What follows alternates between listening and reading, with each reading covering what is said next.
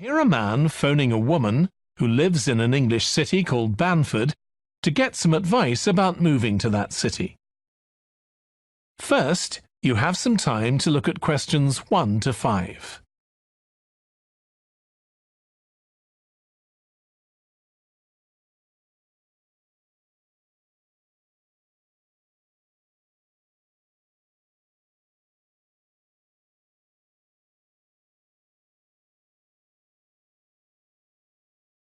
Now we shall begin. You should answer the questions as you listen because you will not hear the recording a second time. Listen carefully and answer questions 1 to 5. Hello, Linda speaking. Oh, hi, Linda. This is Matt Brooks. Alex White gave me your number.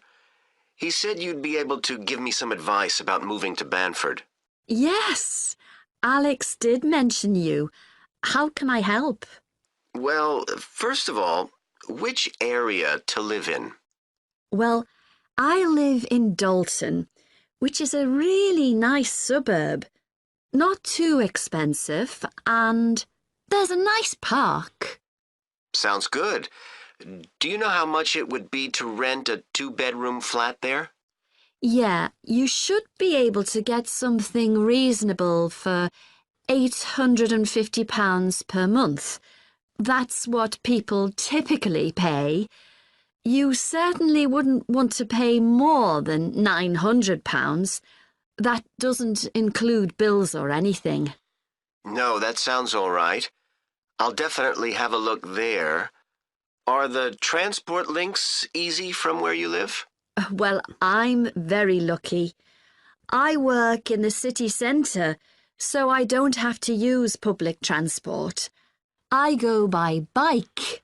Oh, I wish I could do that. Is it safe to cycle around the city? Yes, it's fine. And it keeps me fit.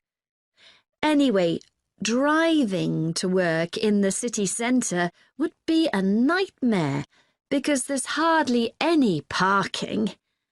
And the traffic during the rush hour can be bad. I'd be working from home, but I'd have to go to London 1 or 2 days a week. Oh, that's perfect. Getting to London is no problem. There's a fast train every 30 minutes, which only takes 45 minutes. That's good. Yeah, the train service isn't bad during the week, and they run quite late at night. It's weekends that are a problem. They're always doing engineering work, and you have to take a bus to Haddam and pick up the train there, which is really slow. But other than that, Banford's a great place to live. I've never been happier. Before you hear the rest of the conversation, you have some time to look at questions 6 to 10.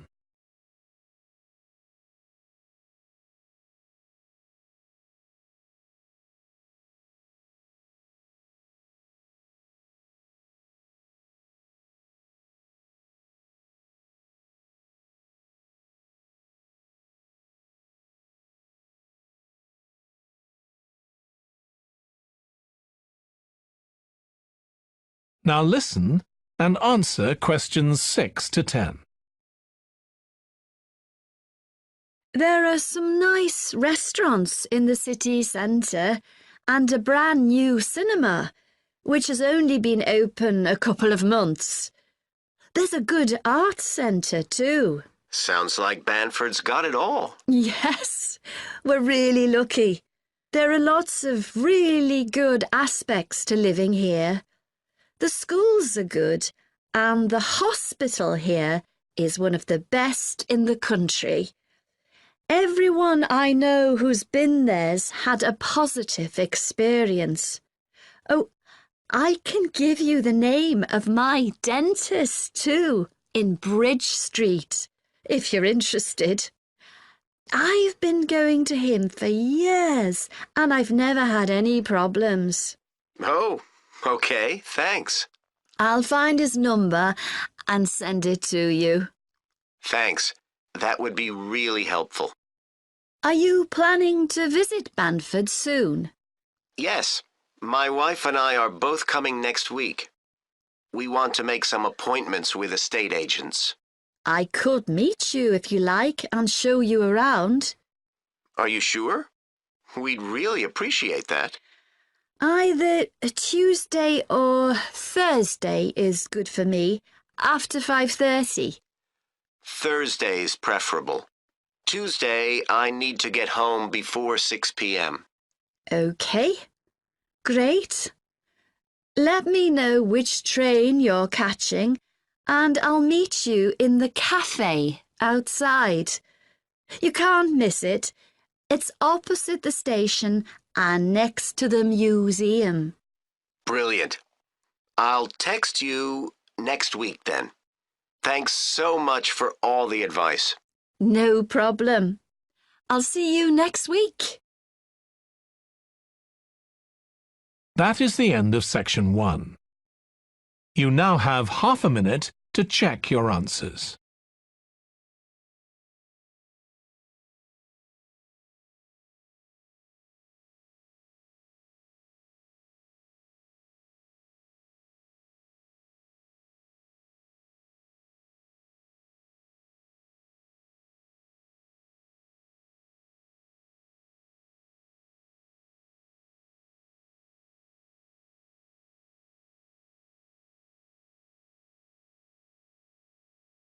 Now turn to section 2.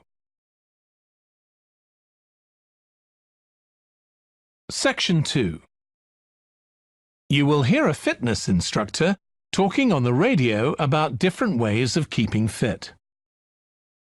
First, you have some time to look at questions 11 to 16.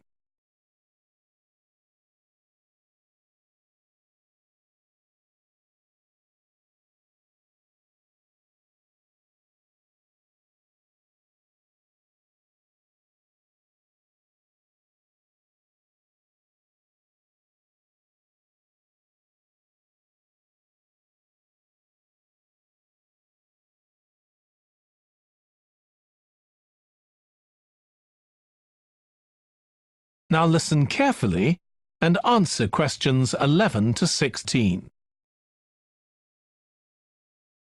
So, if you're one of those people who hasn't found the perfect physical activity yet, here are some things to think about which might help you make the right decision for you. The first question to ask yourself is whether you would enjoy training in a gym. Many people are put off by the idea of having to fit a visit to the gym into their busy day. You often have to go very early or late, as some gyms can get very crowded. But with regular training, you'll see a big difference in a relatively short space of time. Running has become incredibly popular in recent years. That's probably got a lot to do with the fact that it's a very accessible form of exercise. Anyone can run, even if you can only run a few meters to begin with. But make sure you get the right shoes. It's worth investing in a high-quality pair, and they don't come cheap. Another great thing about running is that you can do it at any time of day or night. The only thing that may stop you is snow and ice. Swimming is another really good way to build fitness. What attracts many people is that you can swim in an indoor pool at any time of year. On the other hand, it can be quite boring or solitary. It's hard to chat to people while you're swimming lengths. Cycling has become almost as popular as running in recent years. That's probably because, as well as improving their fitness, many people say being out in the fresh air in a park or in the countryside can be fun. Provided the conditions are right, of course. Only fanatics go out in the wind and rain. Yoga is a good choice for those of you looking for exercise which focuses on developing both a healthy mind and body. It's a good way of building strength, and with the right instructor, there's less chance of hurting yourself than with other more active sports. But don't expect to find it easy. It can be surprisingly challenging, especially for people who aren't very flexible. Getting a personal trainer is a good way to start your fitness program. Obviously, there can be significant costs involved, but if you've got someone there to encourage you and help you achieve your goals, you're less likely to give up. Make sure you get someone with a recognised qualification, though, or you could do yourself permanent damage. Before you hear the rest of the radio programme, you have some time to look at questions 17 to 20.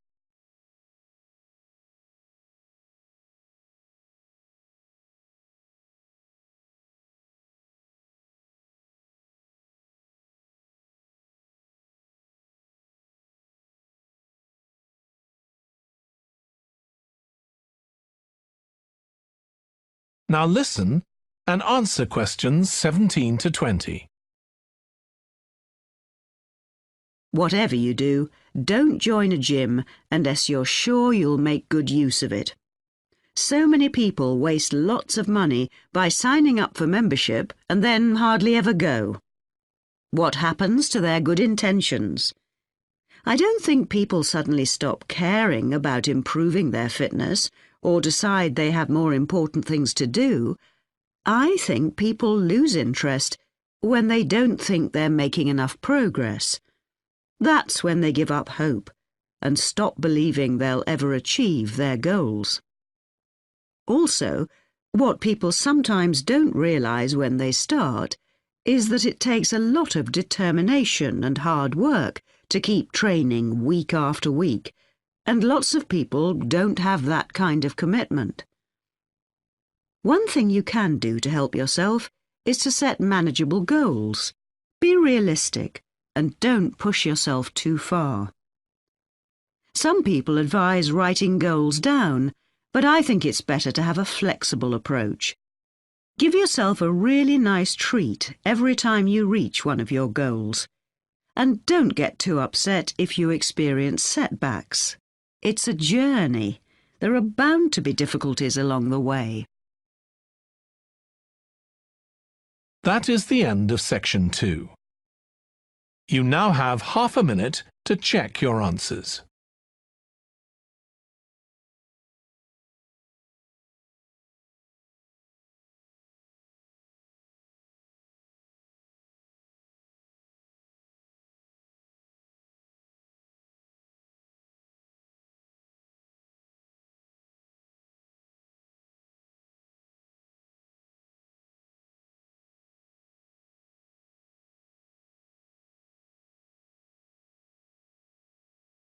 Now turn to section 3. Section 3. You will hear a textile design student called Jim discussing his project on using natural dyes for colouring fabrics with his tutor. First, you have some time to look at questions 21 to 24.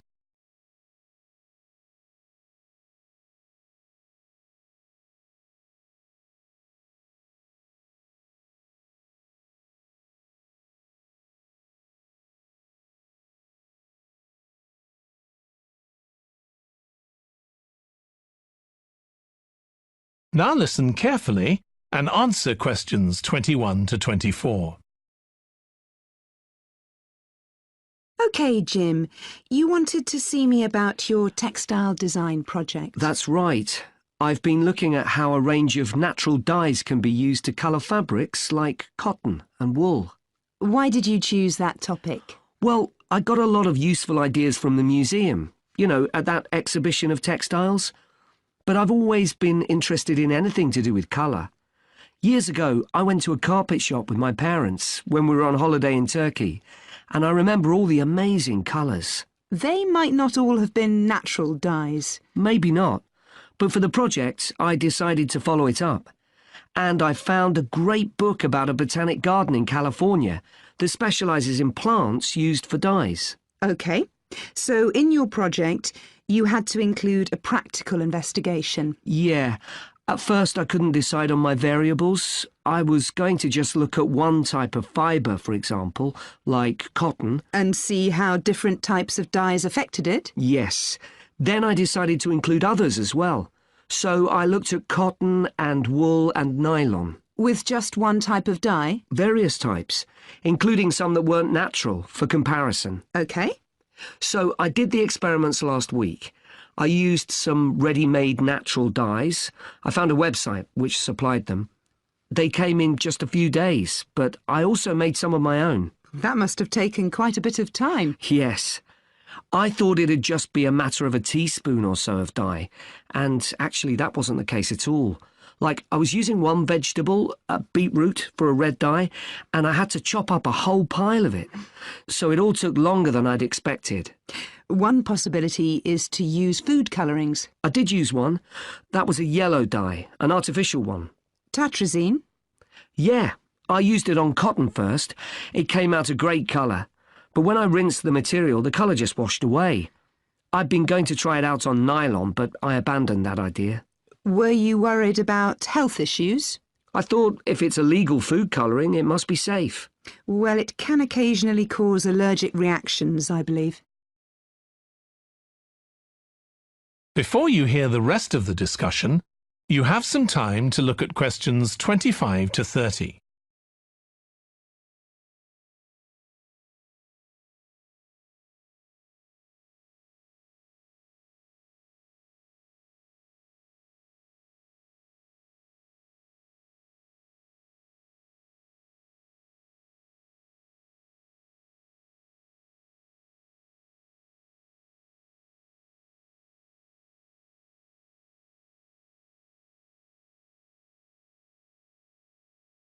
Now listen and answer questions 25 to 30. So what natural dyes did you look at? Well, one was turmeric. The colour's great. It's a really strong yellow. It's generally used in dishes like curry. It's meant to be quite good for your health when eaten, but you might find it's not permanent when it's used as a dye. A few washes and it's gone. Right. I used beetroot as a dye for wool. When I chop up beetroot to eat, I always end up with bright red hands. But the wool ended up just a sort of watery cream shade. Disappointing. There's a natural dye called Tyrian purple. Have you heard of that? Yes. It comes from a shellfish, and it was worn in ancient times, but only by important people, as it was so rare. I didn't use it. It fell out of use centuries ago, though one researcher managed to get hold of some recently. But that shade of purple can be produced by chemical dyes nowadays. Did you use any black dyes? Logwood. That was quite complicated. I had to prepare the fabric so the dye would take. I hope you were careful to wear gloves. Yes, I know the danger with that dye. Good, it can be extremely dangerous if it's ingested.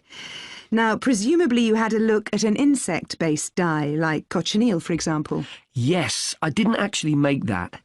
I didn't have time to start crushing up insects to get the red colour, and anyway, they're not available here.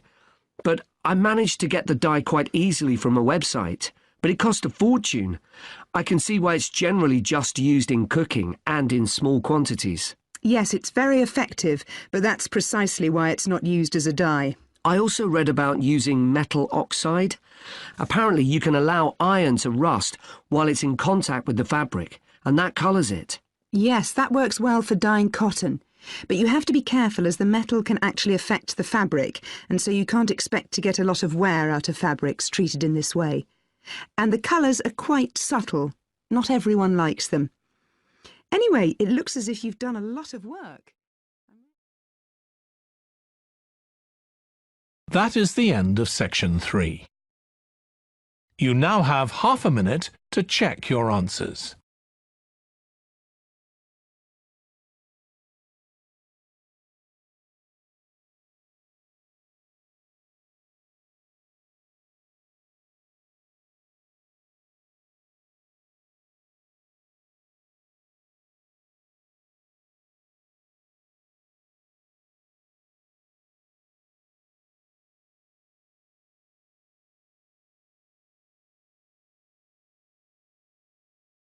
Now turn to section 4.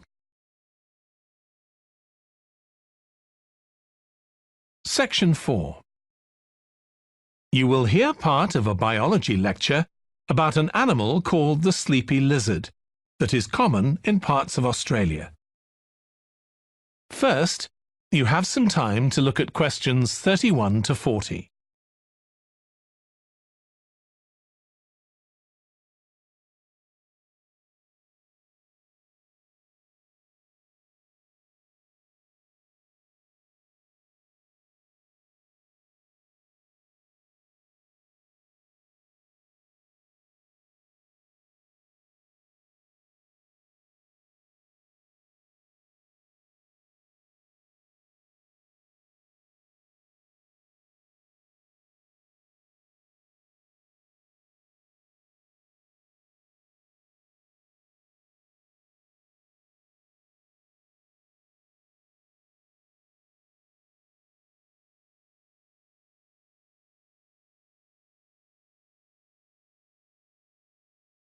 Now listen carefully and answer questions 31 to 40.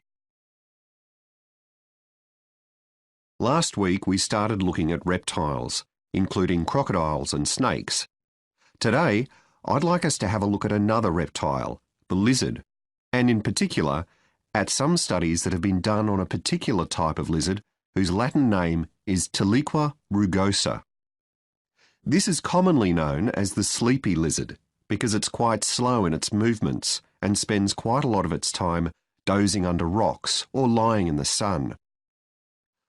I'll start with a general description. Sleepy lizards live in Western and South Australia, where they're quite common. Unlike European lizards, which are mostly small, green and fast-moving, sleepy lizards are brown, but what's particularly distinctive about them is the colour of their tongue, which is dark blue, in contrast with the lining of their mouth, which is bright pink. And they're much bigger than most European lizards.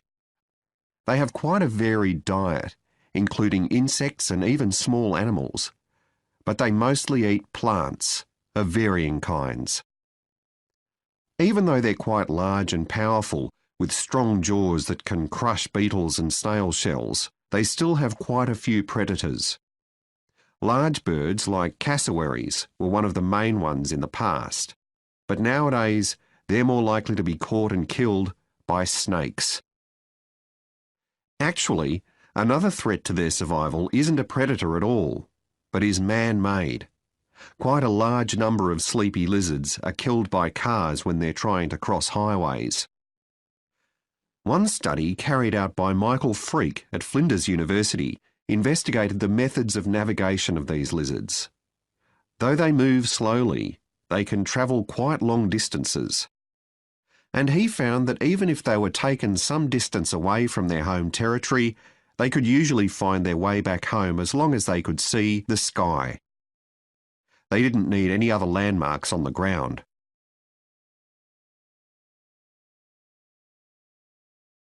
Observations of these lizards in the wild have also revealed that their mating habits are quite unusual. Unlike most animals, it seems that they're relatively monogamous, returning to the same partner year after year.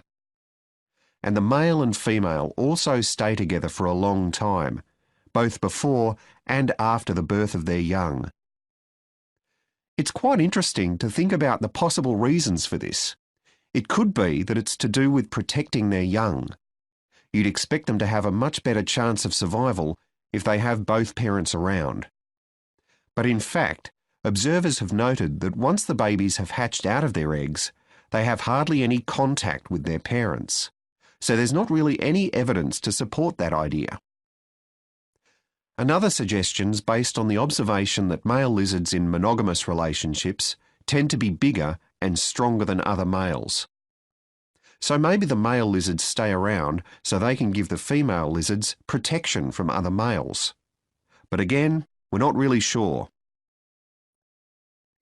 Finally, I'd like to mention another study that involved collecting data by tracking the lizards. I was actually involved in this myself. So we caught some lizards in the wild and we developed a tiny GPS system that would allow us to track them, and we fixed this onto their tails. Then we set the lizards free again, and we were able to track them for 12 days and gather data, not just about their location, but even about how many steps they took during this period. One surprising thing we discovered from this is that there were far fewer meetings between lizards than we expected. It seems that they were actually trying to avoid one another. So why would that be? Well, again, we have no clear evidence, but one hypothesis is that male lizards can cause quite serious injuries to one another. So maybe this avoidance is a way of preventing this, of self-preservation, if you like. But we need to collect a lot more data before we can be sure of any of this. That is the end of section 4. You now have half a minute to check your answers.